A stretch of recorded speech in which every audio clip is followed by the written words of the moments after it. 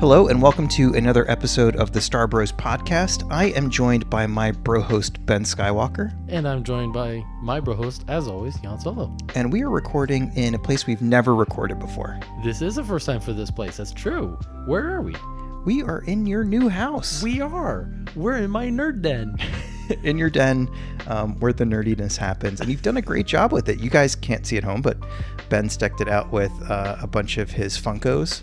Yep. You've got your droid puzzle on the wall that you put together and framed. Yep. Because that was too hard and everyone had to put it together again. I don't blame you.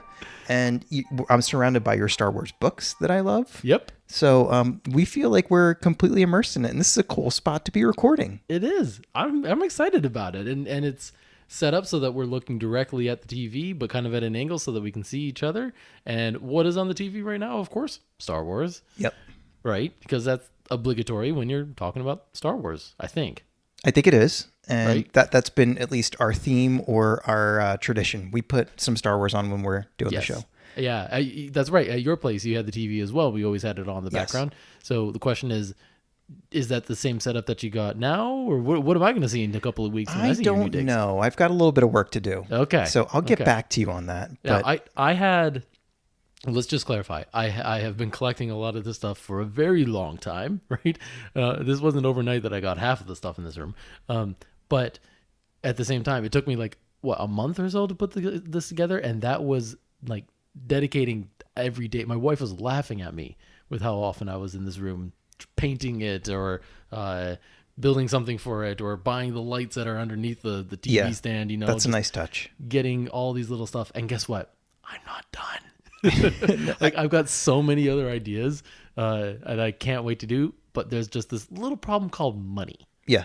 I don't know. I gotta be a little bit more economical. You're not using all that sweet podcast money? Oh man, I'm putting that towards my kids' college fund, and it's not making a dent. Well, you've done a good job. I'm glad I missed all the hard work. I clearly timed it perfectly, and now I just get to be here and enjoy your Ruggable and your Funkos and the fruits of your labor. Yes, there are a lot of fruits. Speaking of fruits, I don't know if that's a segue. Fruits. Speaking of fruits, I got you a pear. I've got a pear tree in my backyard if you want one. Your wife showed me. There's quite a few pears. There's a lot on the ground. No, I got you a little something. I'm going to give it to you now because my wife also got us something that we went off, but I don't want to steal her thunder. Okay. So I'm going to get it for you. I went down to the city the other day, as you might remember. Hey. And I got you, tell everybody at home. This is, I guess it's volume 1 of Star Wars The High Republic. This is the one that's written by Cavan Scott, which we've been covering, or I've been covering on the BROAXIUM Quick Shots, which you can find on the YouTube channel. So I see Keith Trennis and Master Skier, and this has been a pleasure to read, but I've read them all digital, and now I'm actually holding a copy in my hands. Now you've got, I think that's issues 1 through 5 in there, that you can read the physical copies of and remember all the times that you recorded for the Quick Shot. So dude, I love it. I have to say, I wanted to buy 2, and I don't know. I'll blame Roker and Chris on this one, but they only had the one left. Really? So I was like, oh well, I'll get you this one, and then next time I go down, I'll get one for myself because I liked reading that so much. Like I want to have that on my shelf. It's good. Too. It's such a good. It's really good series. So isn't it cool that we just got into Star Wars comics, and now there's just like a glut of awesome Star Wars comics. I know, all coming out right now, and I can barely keep up with them now that I'm in them. So, but I'm like, as you can see on the shelf over there, like starting to catch up on all mine. So I've got, how many books do you see right there? About 8 that I've been through in the past year. Yep, So ballpark. Yep. Yeah. So I'm getting there. 8 volumes, I should say. Dude, thank you so much. Yeah. So thank you for covering those, and I hope you get to enjoy the physical copy now. It's my pleasure, honestly. That's really cool. Very thoughtful. I'm going to put this in my office, which is less and less office-y stuff and more Star Wars stuff. Just the problem that I have with that, by the way, is trying to at least be a little bit, conspicuous about it. Like, I don't want it to be so obvious in the background that all I have is a bunch of Star Wars stuff up on my wall. Right. You know? I mean, most of them people comment on the hockey pictures because that's bigger. Like people see that on my screen. But occasionally they'll see that I've got the poster up here or the puzzle Mm-hmm. or my Millennium Falcon up there. And I'm just like, oh yeah, you can see my nerdom on display. Yep. Forgot about that. I love it. We're supposed to be professional, but I don't know. Listen, This is who I am. It's who you are. We are now in an era where if you're on video and working from home, it's like you're inviting people into your home. And That's true. People shouldn't have to change up their home just to suit a perception or whatever. I totally agree with that. So, but anyway, should we open up the one for my wife? Yeah, let's do that. Okay. Yeah, where is it? Do I have it? You have it. have one right by your feet. Oh. And I have, well, mine's right by my feet too. Oh, look at that. And she's just in the other room. Maybe she's listening in on us. Who knows? So we can yell at her and be like, thank you. So I think this is like a home warming gift slash... It's a tube of ivermectin. I don't even know what you just said. What is that? It's a horse dewormer. There's something in here. Is this what I think? Did you open yours? Oh, you're opening at the same time. Okay. Yeah, I just opened it. Is this a holocron? I think it's a holocron. That's what it looks like. I think that's exactly what it is. But wait, I gotta learn more about it. There's like some other stuff in here too. The I'm gonna have to bubble call her wrap in here and be is like, going. What is this? I'm confused. But it's a holocron, but it like lights up maybe? Oh, yeah. I think there's a spot you can put a battery. Look. That's cool. It does light up. Oh, I love it. I love it. That is cool. And does yours have like this little Millennium Falcon card in it? What is this? I have a TIE fighter in here. You have a and TIE fighter. There's a little card in here that says, DIY TIE fighter and toothpaste squeezer. What's this? What? Oh, this is a toothpaste squeezer. That's what this is. Is it something this is a toothpaste squeezer. And a Darth Vader ring, a 3D printed Darth Vader ring. Is that what that is? I couldn't tell what that was. Oh, that's why. Mine's a stormtrooper. Awesome. Or what is this? Is this a biker? I think, yeah, it's a stormtrooper. I'm going to put it on my pinky. I like it. I'm going to... Like some guys in New Jersey do. Yeah, there we go. Oh, Susan, you're the pinky. best. Thank you so much. Thank you, Susan. Susan Skywalker, ladies and gentlemen. Did she hear me? I don't know if she heard me. Oh, well. Moving on. Love it. That's exciting. All right. We're both going to have to put our holocrons up somewhere. I'm going to put it on my desk. I'm going to put mine right here for now. Oh, yeah. Good call. On I'll leave it out. table where we're recording. Oh, that was a cool gift-filled intro. How very you doing, cool. Man? How am I doing? Yes. I'm doing great. I'm really excited to be here in your new place, taking it all in and recording our first episode here. What's going to be our first of many, I'm assuming. I hope so. We're going to try to switch back and forth. And like we said, we've got Starbro Studio East and less East. Right. East and West. Sorry, we'll just keep it easy at that. So... Well, I like them both, but yeah, so we'll be switching back and forth. I wonder if like the vibe will change, like depending on where we are. I think this is a really nice, warm, inviting vibe. So if it sounds like we're falling asleep in one place, I don't know. Maybe my place. Do these chairs recline? That might do it. They do recline. Oh no! And they recline, and like you can go back where you just kick up, and then you can push a little bit further and like take a nap. Okay. I'm going to avoid doing that. It's not as easy because like it's one of those where it's like once you push back further, it doesn't stay. Like your body weight has to hold it in place. Yep. So it's not that easy to nap on. Yep. But I don't know. It's still kind of fun. Well, I've been known to make a nap work just about anywhere. So you're like, I'm feeling kind of tired anyway. Yeah. I'll take a nap easy. But how are you, dude? Well, yeah. I mean, I'm good. I'm glad you're here. I'm glad that let's see what's been going on. I've just been doing school the last few weeks. Oh yeah, busy with that, and yeah, you graduated. Yep. And now I've started. Yep. Like ships in the night. Yeah, I'm jealous.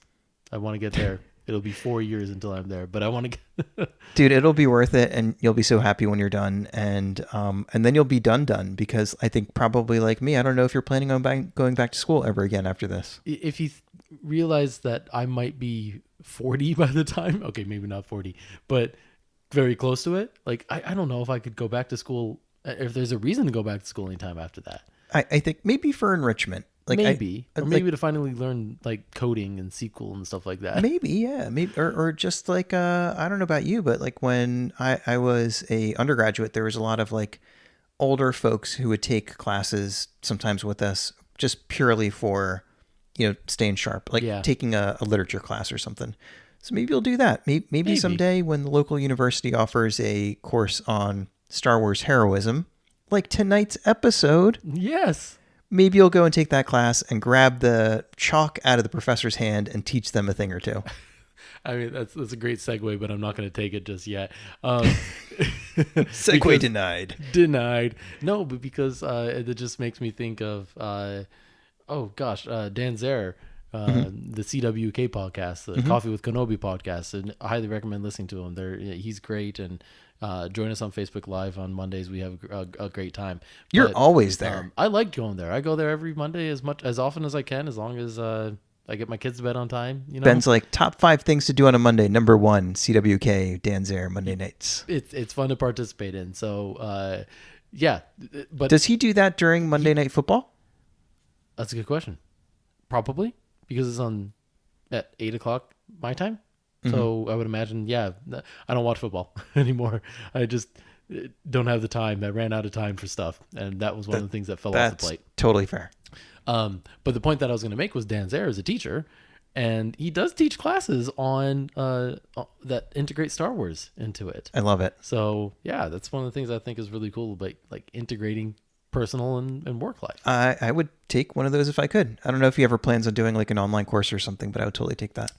I think he did at least like an online lecture that people could. So I will next time I hear about it, I will let you know. Okay. Yeah, please do, and we will tweet about it. Yeah. Sounds like a good idea. Yeah. We've had some good tweets lately, so maybe it'll get some traction. True. Very true. What do you say we talk about Star Wars? Yeah, let's do that. What do we usually start with? Segment 1, news from across the galaxy. That was like slow-mo sound effect right there. Was that a taxi squealing its wheels? Or no, that was somebody who narrowly avoided escape and was blown up. Rip.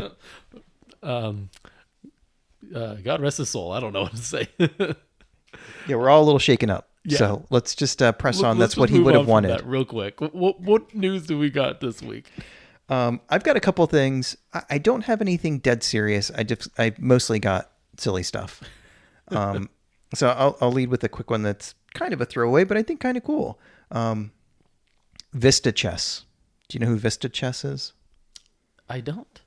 He's a Minecrafter. Okay. He, I don't know. They. I don't know if Minecrafter is even the right term. But anyway, this is a person I digress. Who loves Minecraft, and they've committed, personally, it's one person team, they've committed to building every Star Wars planet within Minecraft. And I know what you're saying. That's crazy, but they've already got 2 done. That's not what I was saying. I was saying this hasn't been done before. That's a good point. So if you ever go and do a little bit of Googling on the interwebs, I like that.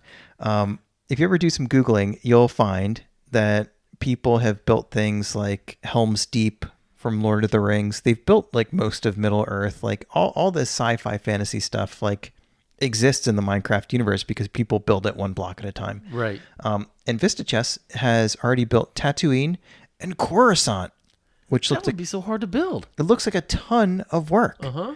Presumably this person has nothing else going on in their life, and so they have the time to do it, and we have the time to benefit from it. So Vista Chess, we salute you. We thank you for your Minecrafting.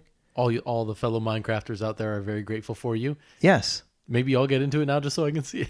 You know what's cool? I'll benefit them from the pictures. Every once in a while, I'll come across a Minecraft video where it's super sped up. And so you can watch in it like a time lapse in like a minute somebody build the, what's that tower called in France? The Pisa, Leaning Tower of Pizza in France. In France. No, France. Sorry, right. As my daughter just taught you. Yes, she did say that. It was adorable. But yeah, it's kind of cool to watch, and you can just tell it's a ton of work, and you can always appreciate when somebody has like the standards of craftsmanship where they're like, look, I'm going to put a lot of love into building this. Yeah. That's what this knucklehead did. Knucklehead. So keep an eye out for that, and you can see it on our Twitter at Star Bros Podcast. Yeah, we will make sure to post pictures of it as it comes up. That's pretty cool, man. Yeah, no, it's really cool. I'm poking fun a little bit, but I genuinely think it's awesome. That's because you can poke fun at us. We can take it. Yes, we can. It's all in good fun. No, and I know you got a couple more, but I've got like way too many news points. So hey, The Mandalorian had a lot of love this week. I got 7 hearts this week.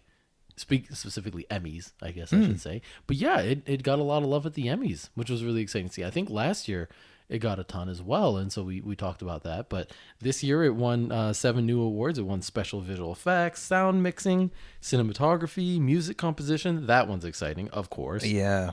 And well-deserved. I mean, we know how much, or at least I know how much you love, oh gosh, I'm forgetting his name. Ludwig Göransson. Yeah.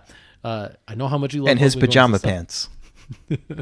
And he's got like really long hair too, right? He's got really long hair and pajama pants, and Living the dream. Yeah, he's a special guy. Literally, probably. But yeah, it was really exciting to hear that his music got recognized again this year. And you think about it, like it's not just the same music. Like the theme obviously hasn't changed, but he put a lot of good heart and soul into this season again too. So it all felt fresh. Every episode felt like there was some new theme. It did. Something coming out, you know? It did. It was distinctively him, and it was like recognizably Mandalorian music, but season 2 felt different. He incorporated like a lot more like electronic music and electronic beats and like interesting stuff like that. He experimented a little bit and it worked, and it well deserved. Yeah, totally was. So that was one. The prosthetic makeup, which if you think that one's really special because I think what they did with Ahsoka was really good, right? So that's probably an award specifically for bringing Ahsoka to life. That was the first one I saw, and I was like, well, yeah, that makes sense. But people complained. People still complained. Why? Oh, about Ahsoka? Yeah. Yeah, but about her Leku and yeah, I remember that. Not being long enough or whatever. Yeah. Correct. We won't get into that. I think we've already talked about that before. Then it also got stunt coordination and stunt performance. Stunt. Oh, okay. That makes more sense. Stunt coordination. Put this one there. Cut that tree down. That's a nice stump. Make them both do that thing at the same time. Coordinate your stumps. I was more surprised that there were 2 different ones. Yeah. For performance and coordination. I guess they are 2 different things, so that makes sense. Wait, stunt performance. Stunt coordination. Yeah, I can see that. But yeah. It's kind of... It's similar, right? It's pretty close. I would say it's... I don't know. I would like to know the difference. Someone educate me on that one. But hey, still, lots of love for The Mandalorian. Yep. Glad to hear it. What else? This one is exciting for a lot of fans. The Knights of the Old Republic. Yes, KOTOR. Is getting a remake. And all stumps will be recoordinated. Sometimes I lose my train of thought because of that little segment. Oh, sorry. Yeah, it's video game. I love it every time. No, you and I were talking about before this. It was really cool to hear this because for both of us, we've heard so much about this. Yeah. But this came out at a time when I wasn't even living in the United States. Really? So I wasn't able to play. I think it was like 2005, 6, 7, what? I guess. Right? Like around that time. So I never got the chance to really play it or enjoy it. Yeah, and I never played it, which is why I'm like kind of grasping for like, yeah, when was that? Because right. But maybe now, and this is supposed to be a faithful remake, or like it's basically the same game. I mean, it sounds like it based off what they said, like remastered or maybe just a little bit different. We didn't get the full story of that, but just the whole Twitterverse and interwebs went crazy when this dropped because it was exciting here. But you and I are excited to just play for the first time. And I don't really I don't know what the gameplay is like, but I do know that the story and the characters are seemingly beloved by a lot of people. Got to experience it 15 years ago or whenever it was new. I apologize. It was 2003 that it was released. I was still living in the United States then. So that's on me. 2003. But maybe in my defense, no, I had an Xbox. So there's really no reason why I shouldn't have played it. All right, we'll play it now. We'll make up for lost time. It'll be new to us. Let's do it. Yeah. But that is exciting because I would love to play it on today's consoles. though it is just going to be exclusive to PlayStation. That's the one thing about it. And I wonder if it's going to be just exclusive to PlayStation 5, which would stink. No. Yeah. Because I still just have the 4. I can't do that. Me neither. Not yet. Not yet. So we got some time until we have to worry about that. But get excited about that. So speaking of which, when can we expect that? Next year? I thought I said 2023. Okay. So I will double check that. All right. Well, we'll be rich by then. By then, finally, we will have made it. Anyway, that was one piece of news. What else you got? Okay. I hold in my hands, dear listeners, a brand new copy of the Star Wars Life Day Treasury, subtitle Holiday Stories from a Galaxy Far, Far Away. So this is a beautifully illustrated, very kind of holiday-ish red and green hardbound book by George Mann and Cavan Scott, the great Cavan Scott. And it is a collection of Life Day stories. And for those of you unfamiliar with Life Day, it is a holiday that originated on Kashyyyk, celebrated by the Wookiees, which I think made its first appearance in the holiday special in 1970, whatever. 79? 70? No, it was the year after, so 76? 78? 78, we'll say. Yeah. And in fact, on the back, there's a nice picture of the Wookiees who would dress themselves in red robes for Life Day. I think part of the gist of it was inviting light back into the lives of the people you cared about. And there's a lot to be said across the Star Wars universe for celebrating Life Day. It's not Wookiee specific. And so therefore, all the stories feature different parts of the galaxy. And I think it's heartwarming stuff. There's an Ewok story. And on the cover, there is a Jedi hanging from the side of a building on Coruscant, and it looks to be snowing a little bit. And this is something. That's what it does at Life Day. Yeah. Oh, and Christmas. And Christmas, and so this is like coming out. We were talking about the time where it came out, but like summer has just come to a close. The fall is ahead of us. The holidays are not too far behind the fall. So this is probably coming out at a good time. And Life Day, I think, is November what? November? Oh, you're killing me. 16th? Let me double check that. Somewhere around there. I just finished double checking whether or not we know when Knights of the Old Republic is going to get released. By the way, we don't. So, spoiler. So I will check on this one now. So not too long after your birthday, right around your birthday. That is true. Yes. We'll be celebrating Life Day, and we'll probably come back to the Life Day Treasury and share some of the stories in here, because to me, for a lot of people, the holidays kick off right around Thanksgiving, and Christmas time kicks off right after Thanksgiving. For me, the holidays begin with Life Day. Yeah. In November. Just a week or so earlier than Thanksgiving, because you need that extra time. Right. You do. Not so facetious at all. I got this in the mail yesterday, and I have resisted just sitting around and doing nothing and reading it. So I'm going to dig into this, and then we'll probably talk about this terrific book at some point this fall. Cannot wait.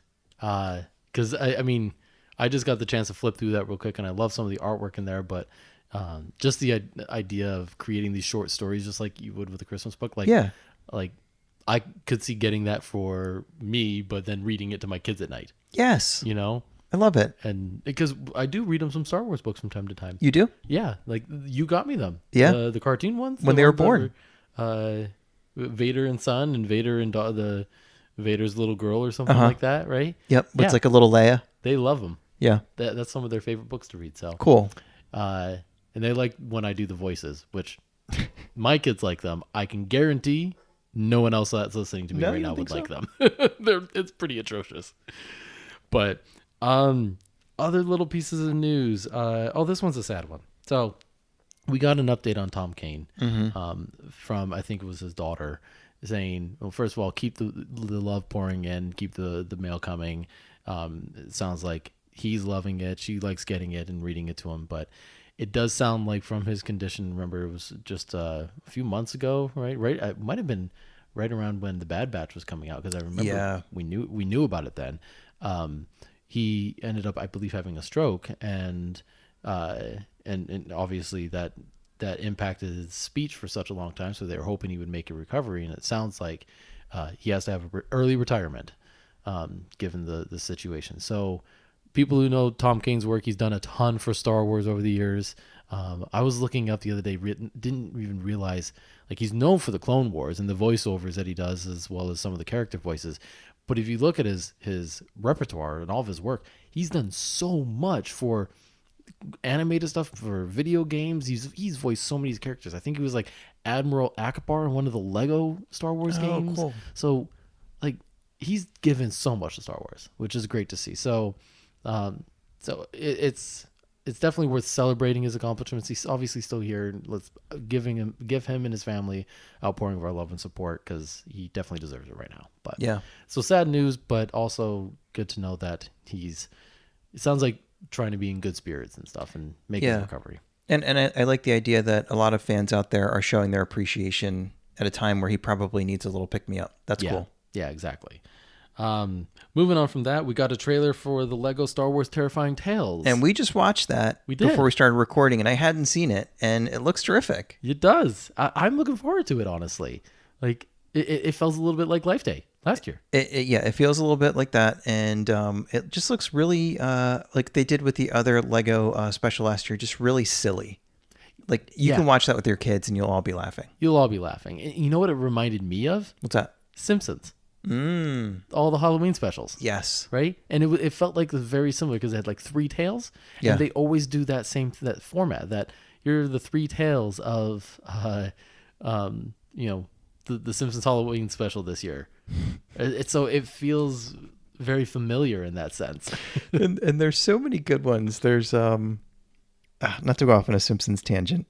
We could have a whole podcast on that. There probably are some great podcasts out there. We should find them. I'll mention 2 of my favorite moments just because I can't resist. One of them is Homer kills Zombie Flanders. Remember this? And somebody goes, "You killed Zombie Flanders?" And he goes, "He was a zombie?" And then one of the other ones is, I can't remember what the plot line is, but Homer's dead, and you see his tombstone. And his tombstone says, "Homer J. Simpson, I can't believe I ate the whole thing." Yes. All right, now that we're on this, I have to mention probably my wife and I's favorite one. It might have been a Halloween special too, where Homer drives up to a billboard and sees it, and it says "die," and he screams like "ah!" And then the tree moves, and it really says "diet." And then, of course, Homer screams louder, and he's like, "Ah!" That one gets me every single time. In his trademark Homer voice. So, hey, are we gonna do another Halloween episode this year?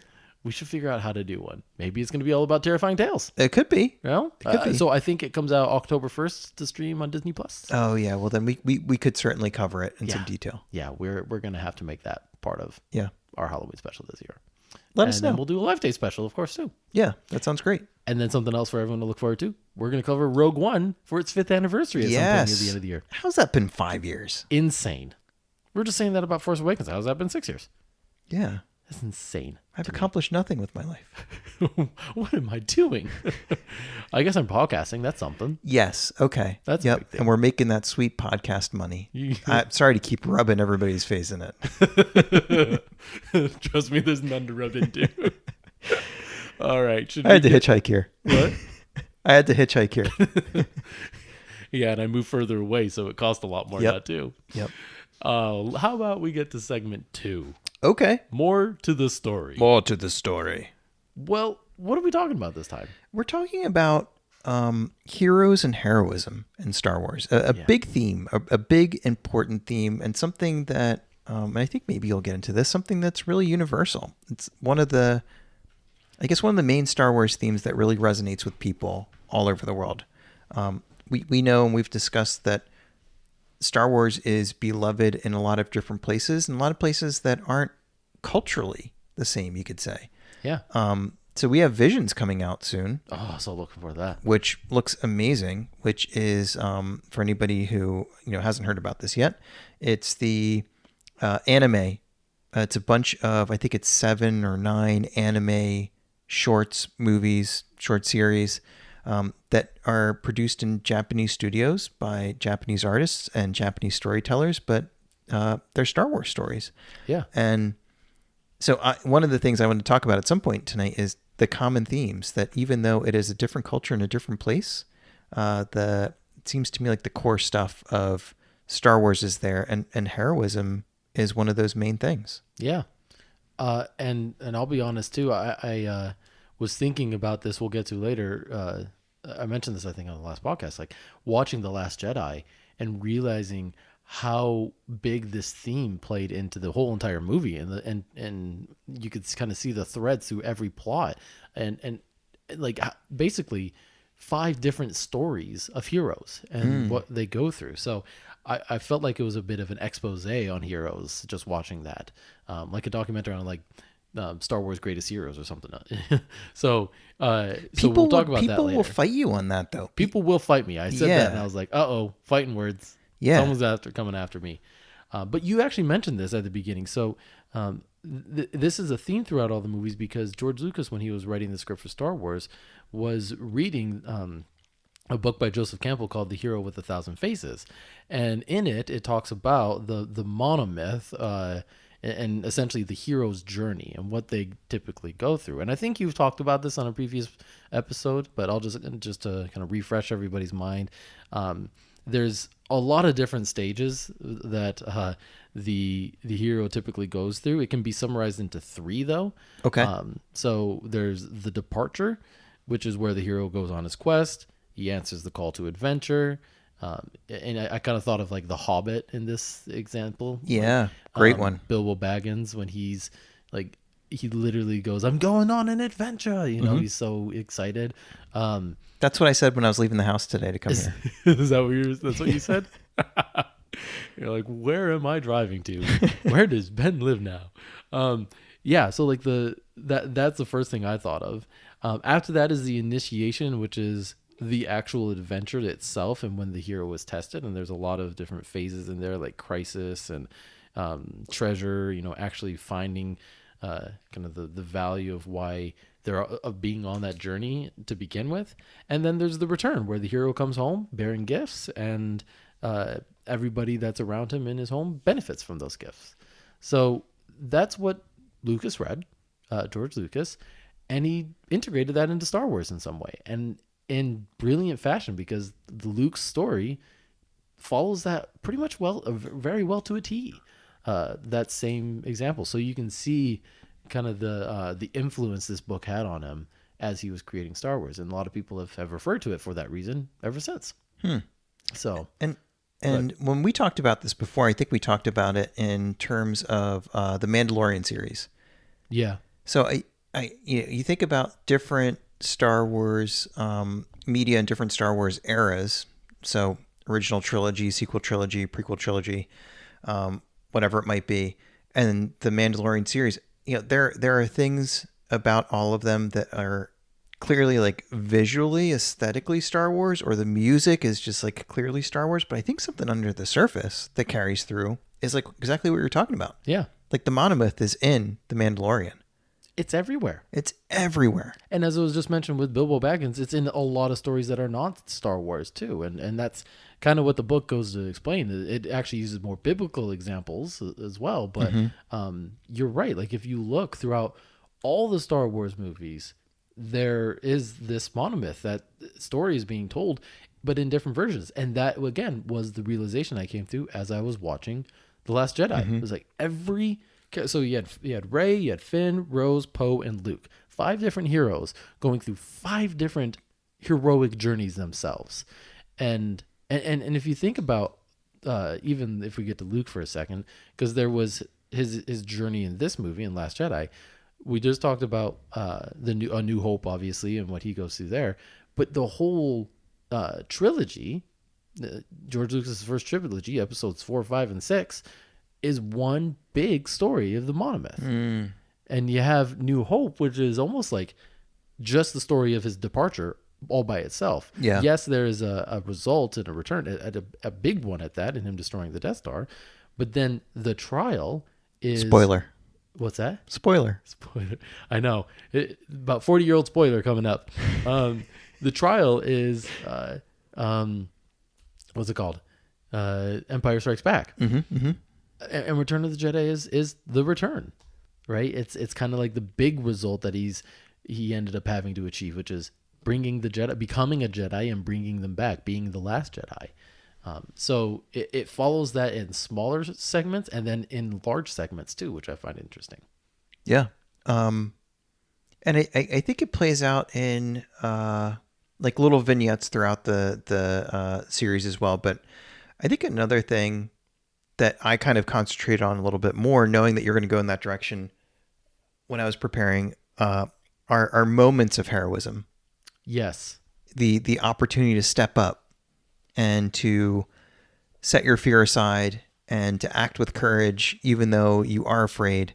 That's a theme that comes up for a lot of our heroes too. And I don't know if that's a Joseph Campbell monomyth thing or not, but that was one of the things that I kind of focused on. There are a lot of moments where heroes, and maybe they're not heroes before that moment in the Star Wars saga, set something aside, maybe like risking their own hide for a friend, things like that, where they could be in a perilous situation and they do it. So there is this longer arc where over time you play out this hero's journey or whatever it might be. But then I think there are just moments where it's like, this is a moment where you can step up, and a lot of characters sees that moment in Star Wars, and I always like that. Can I ask you a question? Because something you said made me think of this. What makes a hero? That was like one of the questions I asked myself in preparation. Is like, what actually defines a hero? Yeah. And by the way, I actually found like literature on this. Yeah. Like, trying to define what a hero is. But it is a very nebulous concept in my mind too, because I'm giving you time to think about the answer to that question, by the way. But because I think if you were to zoom in on my head, it would be a cartoon, like when Homer's thinking about something. He's like got the monkey banging the cymbals. Yep. Wow, lots of Homer references. Yeah. No Good Place yet. Here, the term hero and the concept of a hero is such a nebulous concept, right? And but it's kind of like, it when you see it. You do, but you know it when a story teaches you about it. Yeah. So, like, the best example today is the Marvel movies. Like, it is literally, and I will say the DCEU as well, the Batmans and the Justice League movies that are coming out too. Like, don't want to forget those, but superhero is a big genre in the movies now. And but also everyday heroes are a big thing now. Yes. Medical frontline workers, things like that. Places have banners up of like, your heroes for coming in here and working in this hospital. That's right. During COVID and stuff. Yep. I'm glad you get that point. I'll put a pin in that. Okay. So I'll come back to that. But we see these stories of movies in the movies of like Captain America and Iron Man, where the whole theater leaves and has a firm belief and understanding that Luke Skywalker, Iron Man, Captain America, they are heroes because this story said they were. So then go back to your example of modern day. It's very difficult in real life to pinpoint heroes because there's a lot of people who would say, yes, nurses are heroes. And I, firmly have a lot of respect for the work that nurses and doctors do, especially did during COVID. But not everybody does. And if that's crazy to believe, just go on the interwebs. Oh, yeah. I saw an example of one. Yeah. Actually, don't go on the interwebs. It's not good. Yeah, just don't. But I saw an example of one today, and I won't say the circumstance because it is highly politicized. Okay. But I read one of the comments, and it literally said, to some people, he's a hero. But I don't believe he's a hero if he believes that. So it is subjective. It is. And people have personal heroes.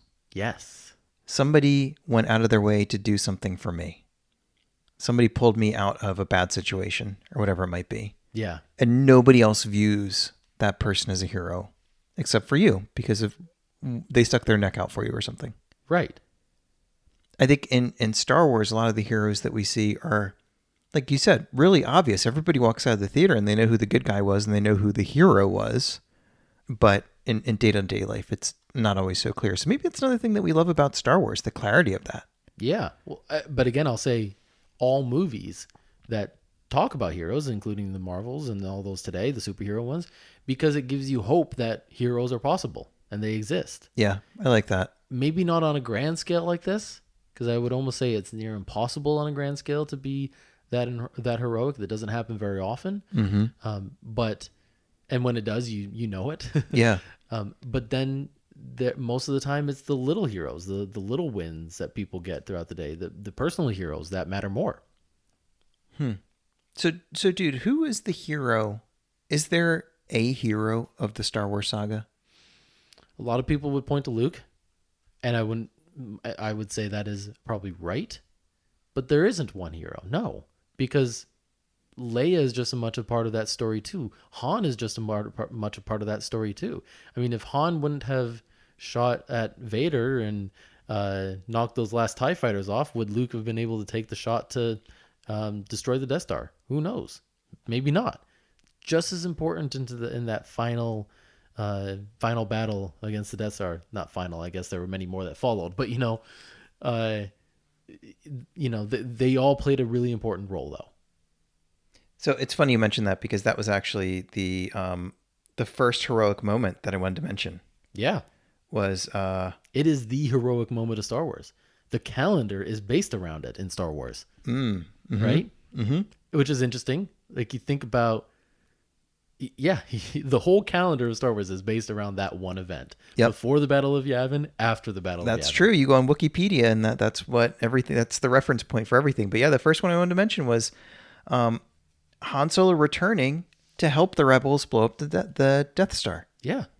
And you're right, and his help was integral. But he's sort of a character who lives in the gray before that, especially before that. And then I think later on, I forget what the line is, but people say he's the good guy who doesn't know that he's the good guy. Yeah. And later on, he starts to understand that he is the good guy, and that's a heroic moment that I think changes him in some way, and changes his identity and his relationship to the rebellion. But not entirely. Not entirely, no. And that's the thing that's interesting. And Finn does the exact same thing, by the way, as Han Solo does. And it's really interesting for me to realize that as I was watching this, because Finn, all of Force Awakens, is running from the fight, and then finally he engages. And you think by the end of it, like, he's learned his lesson. And then you start off The Last Jedi, and he hasn't. He's trying to run again. He doesn't want anything to do with this fight. Yeah. He wants out. But that was another one. That's a great point. That was another one that I called out, because he had the guts to leave. And sometimes it's a heroic thing to stop doing something that is not good. Who had the guts? Finn. Yeah. In the very beginning, he left the First Order and said, yes, I'm not just going to shoot innocent, unarmed people. Yes. I'm going to escape and get away from this. Agreed.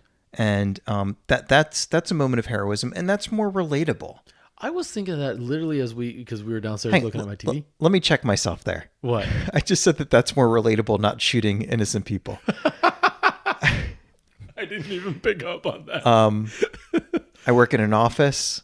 I don't do it. I'm alone most days, people. It's more relatable to, I think, for a lot of people to stop doing something that's not good. Yes. Than it is to jump into a situation where you pull somebody out of a burning car or whatever. I think I got what you meant without realizing what you said. And so I just moved on, but that's hilarious. I wanted to make sure that other people did too, because that's amazing. Yeah. No, but you're exactly right. Like, in that moment, he makes, even if his motivation later was just to get away from the fight, he makes a very heroic decision. Because I was thinking about it as we were watching it this time. Mm-hmm. Like, if he wasn't shooting and somebody noticed it, why didn't Captain Phasma just turn around and shoot him? Like, you're not going to obey? Let me show you what happens when you don't. And he's gone. Like, that could have been what actually happened. Right. And in real life, that might have been. Like, if this wasn't just the story that we're trying to tell here. Right. There may not have been a tolerance for that. So that was what he was risking. He could have been shot right then and there because he wasn't compliant. That's fair. He was risking his life. Yeah. But he refused, and his refusal was the right thing to do. And it's a gutsy thing. It's very, yeah. Finn is one of the best heroes, I think, of the sequel trilogy. Mm-hmm. If you think about it, I know that there's a whole talk like, did he get his proper story? But in Force Awakens and Last Jedi, he absolutely gets a great story in my opinion. And I really enjoyed, especially watching it in The Last Jedi. So, for example, in The Last Jedi, what I thought of was like he has something really big to overcome, and I'd already mentioned it, which is he's trying to run, he's trying to get away from the fight. He's kind of altruistic, and he's trying to find his friend Rey, but he ends up getting pulled into the fight anyway, and he goes through so much. Like people focus on the failed mission that he went on to get the code breaker and to break in and to reset the machine so that they can't track him anymore, all that stuff, and it eventually fails. That's one big lesson too, yes. But he also goes, in going to Canto Bight, he finally learns to appreciate the price of war because of Rose. And that was a really big lesson for him to learn, that maybe I shouldn't run from this because it's in every pocket of the galaxy. Even the most luxurious place is being impacted by this war. And so that's a really big life lesson. But then... And you know what? If you don't mind me interjecting there, please. I think one of the things that stands out to me about the Canto Bight sequence and that realization is there are no heroes who are profiting from the war. Right. There's nobody there who, even though it seems like it's a glamorous place, you don't get to put on the mantle of being a hero to somebody just because you're a war profiteer. Those people don't care about being a hero. No. That's not their MO. They don't care. They just want to profit from those who want to be heroes. Right. That's sadistic. Sorry. That's a good way to put it. They want to profit off of heroes. Yeah. It's crazy. Yeah. But anyway, I mean, just to finalize that point though, he ends up going and making a really big, he faces his biggest foe in Captain Phasma and puts that to bed, that whole issue and something that he needed to resolve. And then he learns at the very end that to be willing to make the sacrifice, the biggest sacrifice of your own life if necessary. And of course we know how that ends, but that was his journey of not being willing to fight to being willing to make the ultimate sacrifice. And what a great lesson he learned and that we were able to learn in watching that story. Yeah. Go back to my question. What makes a hero? Is the monkey stop clattering or banging the cymbals together? Yeah, it's finally quieting down. And by the way, I'm realizing that you missed a piece of news. Oh, what? The Grogu float. Oh, the Grogu float. On Thanksgiving. Yes. And I wanted to talk about that for a minute. Dang it. Sorry. So the news is what they're gonna actually have Macy Day Parade. There's going to be a Grogu float. Yeah. There's gonna be. Is it a float or is it a balloon? Balloon. A balloon.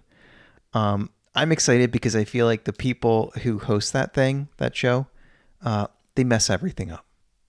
True. It's like, wasn't last year like really windy? Well, not just that, but I mean like the people who talk about the balloons have no idea what the balloons actually are. Oh. So I can't wait for them to be like, oh, and if you look up now, he's 50 feet long. It's Grogu. That's great. Yeah, exactly. From Star Trek, my favorite show. My name is Randy. Randy. Because it's going to be some misinterpretation or something. Oh yeah. Yep. Yeah. So I'm looking forward to that nonsense. But anyway, what's a hero? Oh man. You gotta tell me. I asked you. No, I've got some answers too. I can give in the meantime. Well, here's I'll share a couple thoughts. I think a hero is somebody who is loyal at their own personal risk. So yep. I'm going to come help you out, even if it's not the best thing for me.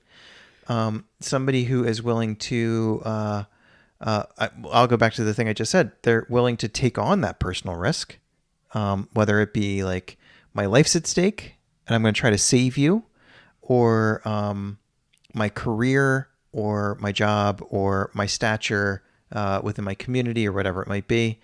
I think it is somebody who inspires confidence in other people. Mm-hmm. People look at the hero and they go, oh, maybe I can follow this guy into battle. Yeah. Or girl or whoever.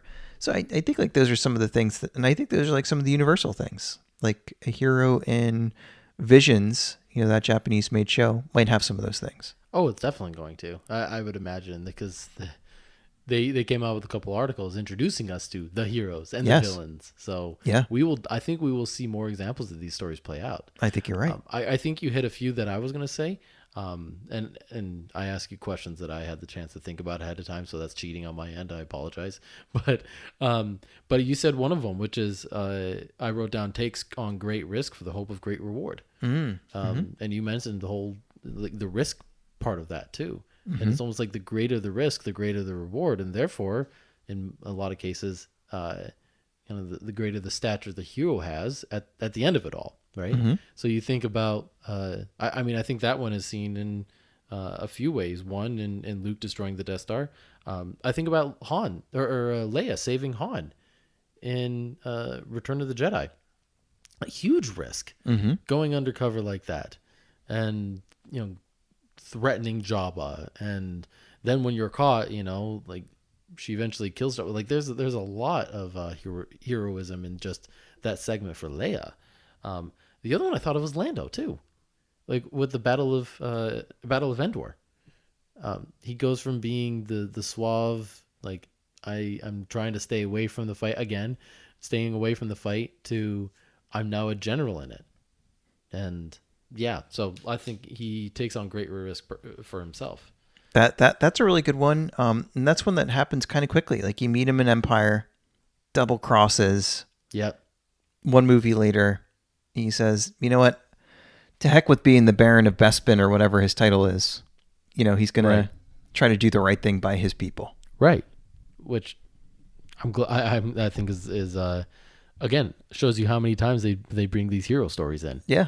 Another one that I thought of was you mentioned like sacrificing oneself for the sake of the greater good, but this was probably my favorite one that I thought of, was molded over time but made in a moment. So a lot of, you mentioned like people's childhood heroes and stuff. A lot of them are heroes to them because they're just genuinely always good people, right? And it's like they build their character of goodness up over their whole entire lifetime, and then it's proven in a moment. And the best example of that is Luke. Right? Luke, being a 19-year-old boy who's lived his whole life just trying to be a good person, trying to live his own way, but then being called into the battle and becoming the hero.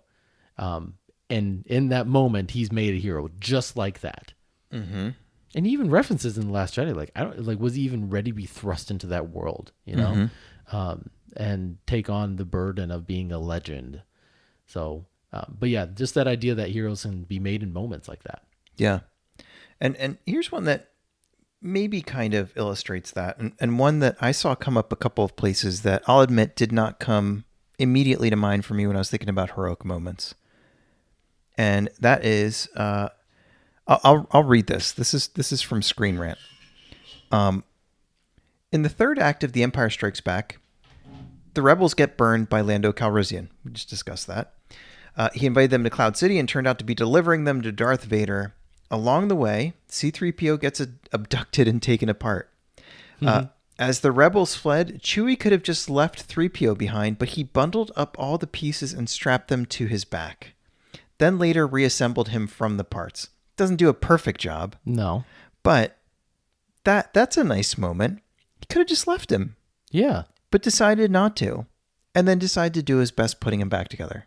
That's kind of a quiet, heroic moment that I think is like a little bit of comedy relief in the movie, but not something you generally hold up and go, moment of heroism. Again, that is heroism being showcased as a characteristic. Is it heroism? Heroism? I don't know. What did the French say? Héros? I don't know. I got to double check that. I'm pretty sure. Ooh la la. Yeah. Ooh la la.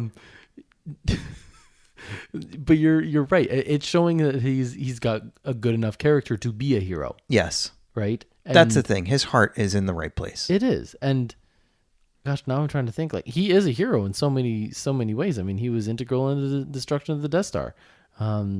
So he's on every single mission that they go on. He's always in the battle. Because he's got that loyalty and that sense of duty and commitment and all that good stuff to his people. Right. Exactly. So you know who else I thought of a lot? Who? R2-D2. Yes. I think he's got more heroic moments than any character in the saga. If you look at and when he's introduced in Phantom Menace, like if chronologically, if I'm thinking of like when he's introduced in Phantom Menace, what does he do? He's saving the ship. He's turning the shields back on, and Padme congratulates him. Queen Amidala congratulates him and says thank you for his heroism. I think it's heroism. You're probably right. I don't know.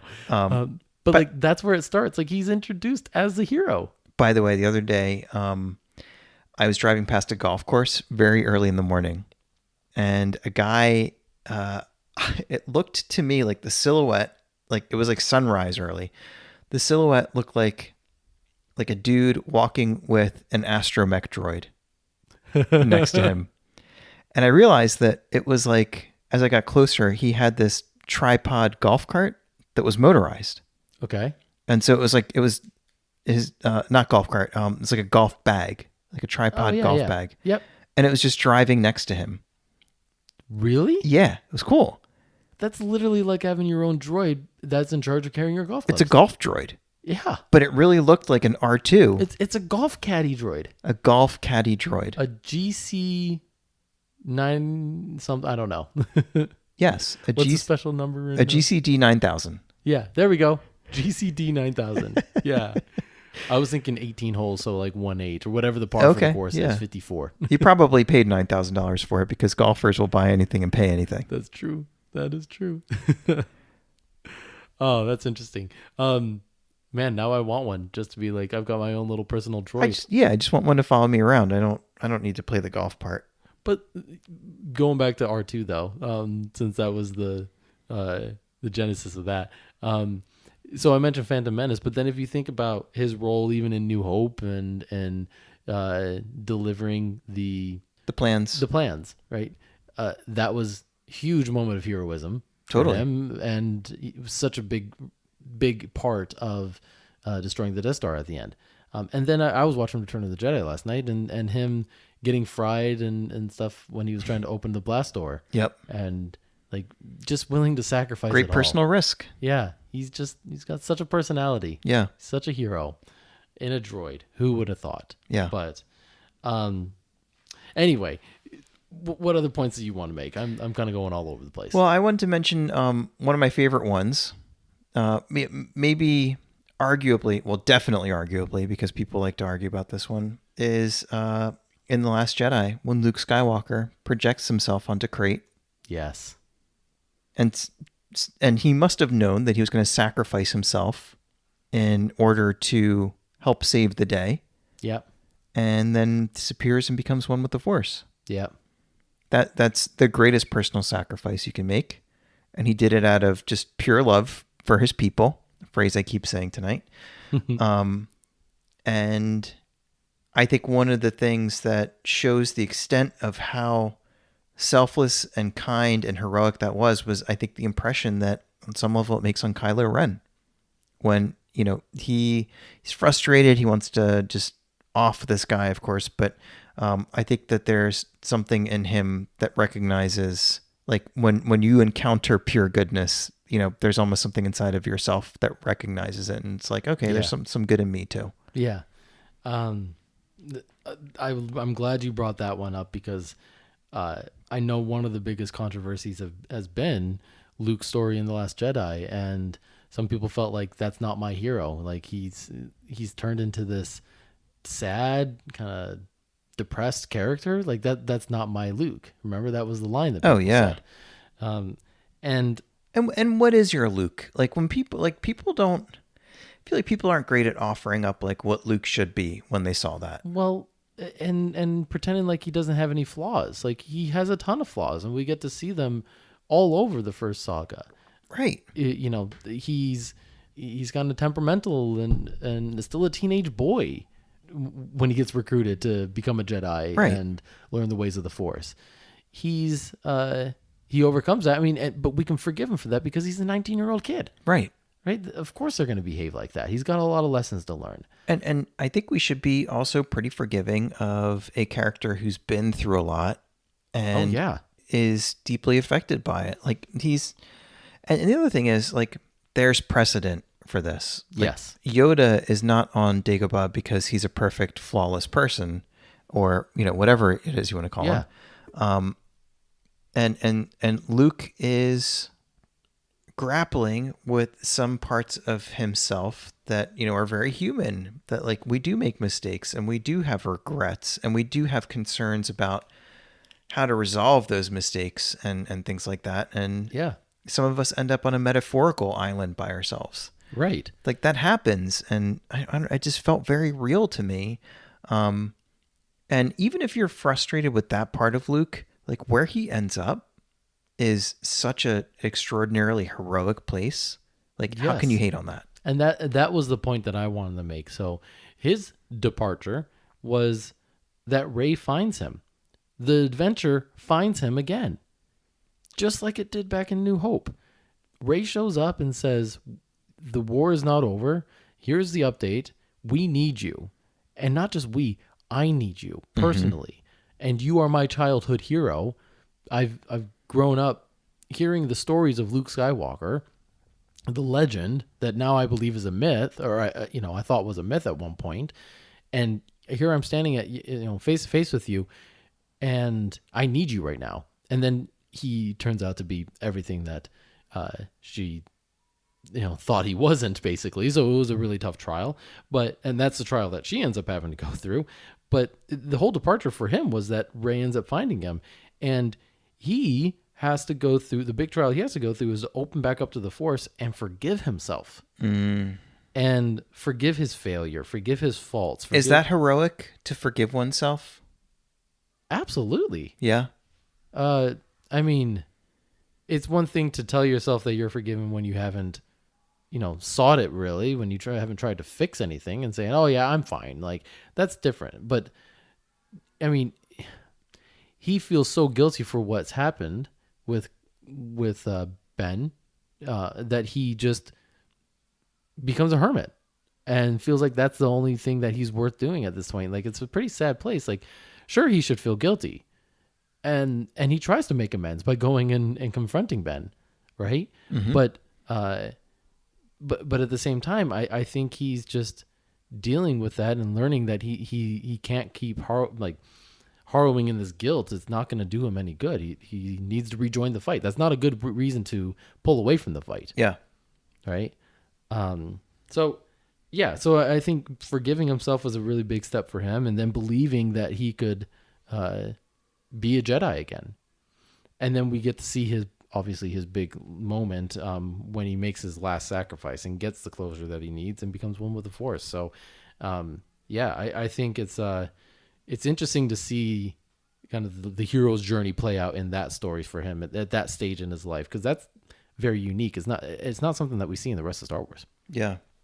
I was just thinking while you're talking that some of the people who maybe fall in that fandom menace category are people who are overly critical of The Last Jedi. One of the things that I think is funny in in that trilogy is the mythos of Luke, of was he even real? Is all these stories real? And it's only 30 years has passed, by the way. 30 years has passed, and he's been off the grid. So and you start to believe in this myth of Luke Skywalker, and myths are held to a really high standard, typically, because they're not real and they're not fallible and stuff like that. And that's kind of what some of the viewers did with Luke Skywalker. Some of them treated Luke Skywalker like Rey. Some of the people who sit at home and watch Star Wars are just it's this larger than life myth, and myths are perfect, and mythical heroes are infallible. Yeah. And he really becomes real and comes back to being real in The Last Jedi, and real stuff is flawed, unfortunately. And honestly, history really decides who the heroes are. And yes, that was I thought, what's that? That was another point I wanted to make. Whoever wins the battle, that's the heroic side. Yeah. The line that I love that's at the beginning in the crawl of episode 3 hits on that point. It says, do you remember what it says? It says there are heroes on both sides. Right? And then immediately following that line, it says evil is everywhere. And I'm pretty sure that's the wording of it. But that line, there are heroes on both sides. So at that point, history hasn't been made yet. Yeah. There are those that are, doing heroic acts on both sides and are being recognized for it. But once the end of the war comes, guess who's really the hero? Palpatine. Palpatine is portrayed as the hero because they won. Right. That's the side that won, and he's creating this benevolent empire that's going to fix all their problems. Of course, it creates them more, and that's why we eventually see the rebellion come back and be the true heroes. But yeah, like that's it really does matter, like who wins. Yeah. Because that's who defines who the heroes are. Very, very interesting, and we can see that play out in real life too. Yeah. The heroes typically of a big sporting event like the Stanley Cup or the World Series are the ones who contributed to the winning side. Yeah. People who hit home runs every World Series and they don't win and people don't really remember. And then conversely, there are people who are overly rewarded for their heroics when they win. Lots of good examples of that. But hey, I wanted to share a couple of examples of heroes from the upcoming Visions show. So just, I think, maybe yesterday, StarWars.com published an article about the different heroes that we're going to run into in the series. And I just pulled out a couple, and I want to read a few of these to you. Again, going back to this idea that heroism is kind of this universal thing, and you bring out the monomyth, and a Star Wars hero is a Star Wars hero, even if it's anime versus live action. So the first one I wanted to mention is Kara, or it might be Kara, not sure. Find out next week. We'll find out. I'll say Kara. So here's a quote. Thematically, Kara has familiar hopes and dreams to heroes like Luke or Rey. She longs for more, wishes to become a hero and get off her tundra planet where, listen to this, where great harpoon cannons farm for kyber crystals from the asteroids above. How cool is that? That's going to be neat. That's going to be really cool. What's new, though, is that Kara has a stable, loving relationship with her father. He's everything to her, and she's everything to him. He has an important job, and when trouble comes, she must take up her father's mission and become the hero she's meant to be. But despite her natural skill, she realizes that adventure is only the beginning and will need all the training she can get as she becomes part of a group with a mission that is bigger than herself. I mean, how great does that sound? Mm-hmm. And that's pure heroism. That is what they're describing. That Greater journey, than bigger than themselves. Cool, right? Yeah, love it. Here's another one. This one. So one of the things that I've noticed reading about the Visions heroes is that some of them are a little bit more mysterious. It's a little less obvious, that it's not so superhero-y. Yeah. And maybe that's an interesting distinction, hero versus superhero. But and anti-hero, right? Then there's that whole other concept. And I've got an anti-hero for you here. Okay, go. So here's a quote from, this is a different series, a different character, and this character is just called F, just the letter F. Okay. From her cloak to her mask to her one-letter name, F is mysterious, hidden, and cautious due to a great tragedy in her past.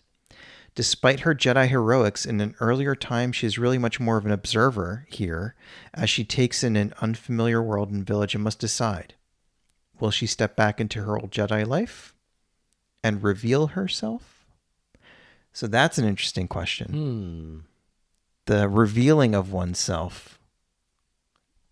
That's cool. Because there's a lot of fear to have. That's kind of like a Spider-Man. Makes me think of that. That's a good one. Yeah. Conceals their identity for the sake of others. Yeah. But it's a step of courage for him, and for, it sounds like F, to take that step in the light, and because you open yourself up to a lot of threat from people who don't like you as the hero. Very pure vulnerability. Right. All right, one more. Here's your anti-hero. Okay. Ready? All right, this is Ronin, and we've talked a little bit about Ronin before. Ronin is a tale about a man with a strong sense of justice and right and wrong. Ronin is a wanderer, a mysterious warrior. Nobody knows who he is or where he is from. He doesn't talk about himself. The only one who knows his true identity is his droid, and his droid doesn't speak. As viewers, we are only given a limited amount of information about the protagonist that is given to the other characters of this short. So it sounds like there's going to be kind of a slow reveal, and we might not get all of who Ronin is. That one sounds interesting. That's intriguing. Yes. Oh man. And remind me, are all these supposed to drop at once? I think so. Man, how am I going to choose which one to start with? I don't know. I'm just going to go down the list, I think. Okay, that's a fair way to go. Oh, I'm so excited now. I mean, it's just exciting to get more Star Wars. Ever since the Bad Batch ended, I feel like there's a hole in my life. Yeah, I hear you. I feel like Friday night comes and I go, oh, I got to watch it. Nope. Maybe they'll do that. I don't know. I might be wrong. Maybe they're going to release the Visions like one per week or something. But yeah. Whatever they do, I'm all over it. I'm good with it. Yeah, because then we'll get the Lego one here soon. Yes. Well, look, I think we could talk about this forever, and I guess there is one more thing I do want to close on. But again, I just want to go back to my point at the top about The Last Jedi, which to me is this expose, and frankly, like every movie has this, where I've already mentioned the Return of the Jedi. Like there are moments where Leia's heroic and Han, and then Luke. And Luke's is so much different. Like he doesn't have to destroy the Death Star. He did that one already. This time he's dealing with he's becoming the hero of his own story, of his own family, and saving his father. And then even the moment that Vader becomes the hero and decides to come back to the light side. Redemption. We've talked about redemption, right? Yeah. Kylo Ren becomes the hero at one point even too. But just The Last Jedi and the way that it shows like these different versions of heroism. And Rey, she in this movie, at least, she's kind of the lost hero where she's trying to find herself, right, and learning what it means to be a hero all through that journey. Then there's Finn. We've talked about him being the reluctant hero. Rose is a good one too. Rose is the hopeful hero. And because you think about her story, like she has to be heroic and stand up to Finn. Again, one of her idols, and she's like, oh my gosh, he's trying to jump ship, and I guess I gotta zap him. But think about like what she's going through and having seen her sister, Paige, sacrifice herself to the point where then by the end, she learns to make the same sacrifice her sister made. Yeah. Like that's a great hero story. Then Poe's like learning what it really means to be a hero. And not sacrificing people. Like he kind of wants to be that legend and destroy the ship without thinking about the terrible wake that it'll leave and within the within the resistance. And then Luke, who's the fallen and weary hero. So a lot of different stories of heroism in this one, and they're all different. And that's one of the things I really like about The Last Jedi. Yeah, it's so rich. But anyway, what else do you want to? Any final words from you? No, this has been a good conversation. So I think that's a terrific spot to stop. I think so too. So what are we going to cover next time? What was it? 3 or 4 episodes ago, we talked about a series of books that we came across that we both really liked, and we dug into the Jedi book, which was like what was it? The Jedi Manual, the or Jedi something? Path. Yeah, it was like the manual. It's called the Jedi Path. Yeah, it's like when you get hired. See it right there. When you get hired by the Jedi, it's like your onboarding manual that they give you, so you know what to expect. Well, there's one for the Sith too. Yep. If you want to go that way. If you think that the dark side's more your path, yeah. Yeah, we don't judge.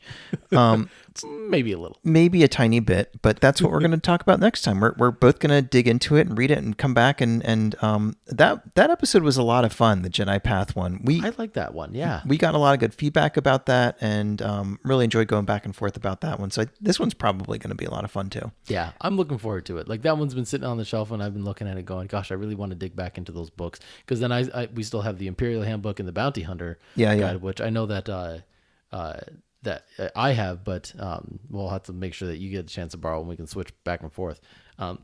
But yeah, that one is the one I've been looking forward to the most. By the way, I just realized I didn't really sell it there. What's that? I said it's probably going to be fun. It's probably going to be fun. You guys might want to tune in. It could be okay. I don't know. Bring a snack. Put your feet up. Yeah. No, we're going to have a blast covering that one. It's going to be a good one. You don't want to miss it. There. Oh, yeah, there you go. Now I'm excited. Now you're excited? Okay, yeah. Hopefully everybody else is feeling that too. No, that'll be a lot of fun. Looking forward to covering that. Anything else that we want to say before we part, though? Just like to say thank you. If you've made it to the end of this episode, you're one of the few and proud. So with our gratitude, we just really appreciate everybody who listens and takes the time to comment on whether it's our YouTube videos on the BROAXIUM channel, or you send us a message, or respond to one of our tweets at Star Bros Podcast, or hits us up on Facebook. You guys are awesome. We enjoy interacting with you. If there's something that you think we should be talking about in a future episode, send us an email. Yeah. The starbrospodcast@gmail.com. And let us know what it is that you want to hear us talk about. And we are big fans of, getting just send us some ideas of hey, we'd love to hear you talk about this, and we will just react to it. We love that stuff. Yeah. In fact, those that have emailed us and reached out, and there's been a couple of times where we've taken their suggestion and made it into an episode. I mean, the what was it? The non-sentient beings, right? Yep. Became an episode just like that. Chris sent us that. Thank you, Chris. Yep, exactly. And then the most recent episode that we did on what was that one? The TV shows that are coming out. Yes. Right. So yeah, we're definitely excited. Our friend Publicly Shamed sent us some really good ideas of exactly things that could be happening in upcoming series. So you will drive what we talk about in some instances. And if you just want to tell us to zip it, okay, cool. We won't. If you want to tell us that we're part of the fandom menace and we're making Star Wars a worse place, we'll hear you. We might politely disagree, but anyway, I'm just kidding. On that note, thanks a million. We really appreciate you guys. I think there's one more thing to say. There is. It's your turn to say it too. It's my turn? It is. Huh. You sound surprised. It's a wrap. You were less surprised there.